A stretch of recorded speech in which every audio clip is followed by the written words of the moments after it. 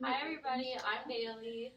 I'm Sheila. I'm Maggie. I'm Sarah. And we're health education students at the University of Florida. And we're here to talk to you today about the importance of nutrition and how it can impact your mental health. So we just want this to be a very open conversation about our lifestyles and behaviors that we have and how we can change them, what's better, what's worse. So feel free to ask questions, talk amongst your group. We're just all going to be really personal and have a nice conversation today.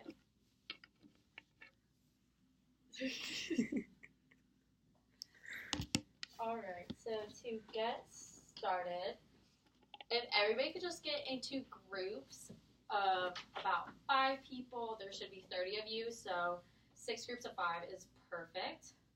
We're going to give them a few minutes to get into their groups, 2-ish, make sure everybody's settled.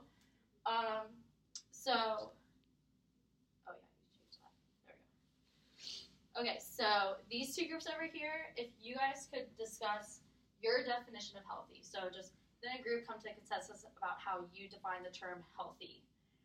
These 2 groups over here, if you could go ahead and discuss what the phrase "you are what you eat" means to you. Come to a consensus, write it down, whatever you need. And then these final 2 groups over here, if you could discuss the factors that you think impact your mental health. This could be social, biological, economical, whatever comes to your mind, go ahead and discuss that. So we're going to give about 5 to 10 minutes for them to discuss, and then we'll come back together as a group and probably take 5 minutes and just share each other's answers and go over any questions, whatever's available. So after we talk about the things that the groups have discussed, we're going to kind of break it down now, and we have up the recommended daily values for a 2,000 calorie diet, and we're going to go back into the groups and have them discuss if they think that they meet these recommended values, or if they exceed them, or if they don't get enough. So we'll probably give them about 5 minutes to discuss this, and then we will give like examples of foods that have vitamins and minerals and things like that in vegetables and fruits that they can easily incorporate into their diets, and what that does for their brain and their mental health. Okay, so now that we've discussed nutrition, we're going to go look at mental health as a whole. So mental health is anything from mood, thinking, behavior. It's just anything that's not physically going on in your body or physiologically. So just a little stat for you guys, almost 30% of high schoolers in Florida experience depression symptoms, and 14% report they've seriously contemplated attempting suicide. So we just want to give you guys this stat, because I think mental health can kind of be silent at times. A lot of people don't talk about it. So just for you guys to put into perspective how many people do experience mental health problems, you can reference that stat. There's many determinants in mental health, not just, a lot of people I think of social things like bullying, poverty, things like that lead to depression, anxiety. But there's also genetic predisposition, poor sleep, physical health, so that would be nutrition like we're talking about now, hygiene, income level, and geographic location can all be determinants of mental health.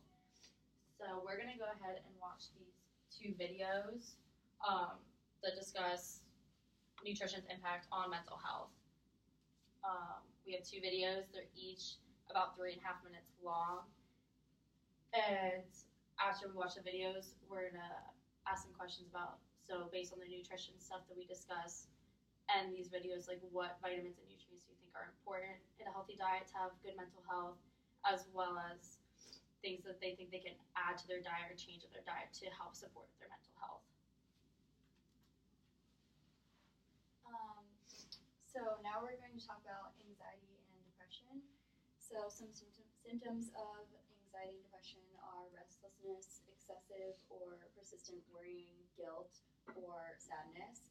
You can have changes in sleeping habits or your appetite, anger and irritability, suicidal ideation, like Bailey said, difficulty concentrating or focusing, and more.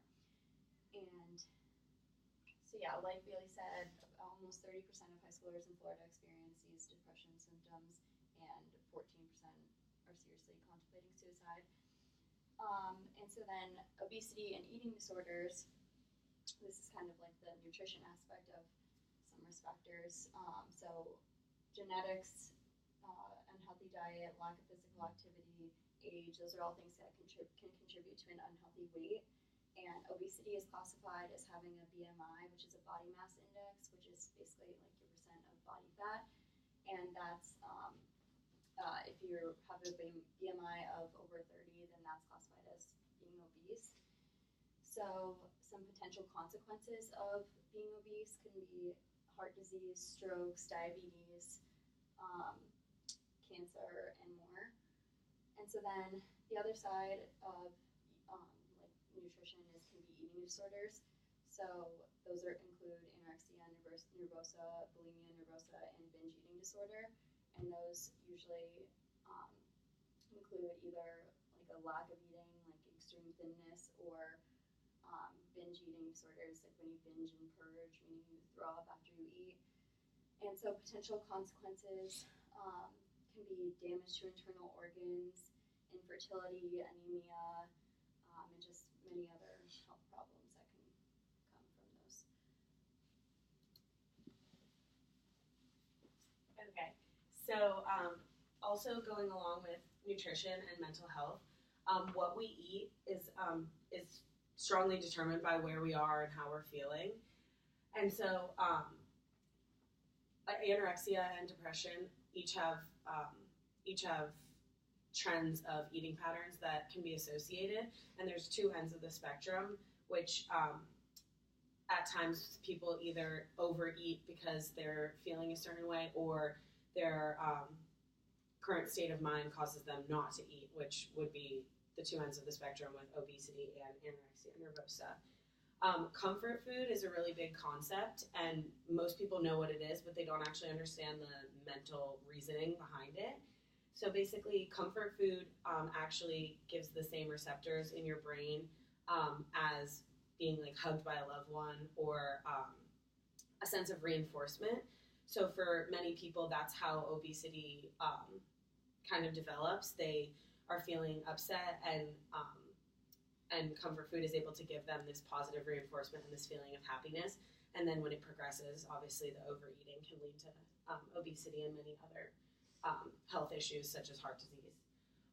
Situational choices, where we are affects what we eat a lot, because if you're at a party and there's a whole buffet of food, and there's also a fruit plate, but there's cupcakes and pizza, I know I personally would go for the pizza and the cupcakes before I would grab an apple when given so many yummy options, which diet's all about moderation. So every once in a while it's okay to have the junk food, but you have to understand how that's going to affect how you're feeling, maybe how you feel tomorrow, and your self-esteem regarding what you ate. And additionally, convenience in a different situation. When you're on the go, healthy food is not normally easily accessible. Fast food chains are all pretty unhealthy food, like McDonald's and Burger King. It's all like French fries and hamburgers. So where people are and how busy their schedule is also pertains to what they eat. And there's a high level of people in lower socioeconomic classes buying fast food because it's more economically feasible for them to feed their family. And this also goes into a poorer mental health for people in lower socioeconomic classes, because their food that they're consuming does not have the correct nutritional values that are necessary to keep our body and mind healthy. So now we're going to play a game. It's going to be a whiteboard trivia game. So either the small whiteboards and dry erase markers, or pieces of printer paper and markers. And we're going to ask the class a couple questions, and they're going to stay in their groups that were made for discussion. And then we'll keep the tally on the whiteboard of what teams have what points in order to determine a winner. And we're going to have some sort of a healthy incentive to win, whether it's an apple or something else more fun. But the questions will be taken from the lecture, and they'll contain questions like in the format of what % of high school students experience depression symptoms, and then each team would get 5 seconds to write down their answer and hold it up, and then the correct answer for that would be 30%. And this is just a way to determine if they're comprehending and remembering the stats that we're giving them.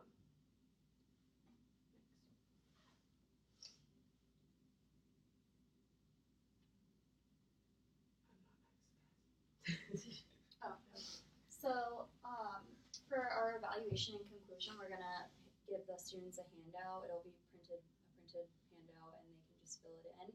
And we're gonna ask them questions like, was the presentation easy to understand? Did you learn something new about nutrition and mental health? Are you able to list 3 unhealthy foods that you currently eat? Are you able to list 3 benefits that nutrition has on your mental health?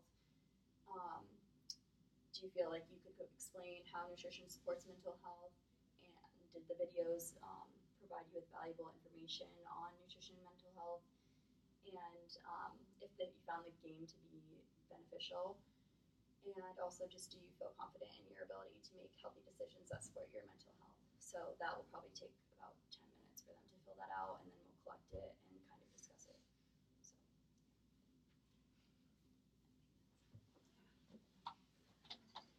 So we hope we were able to teach you about how nutrition supports mental health and that you can use this information to make sure that your body and your mind are healthy.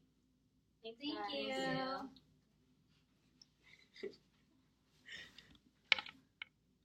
Oh no.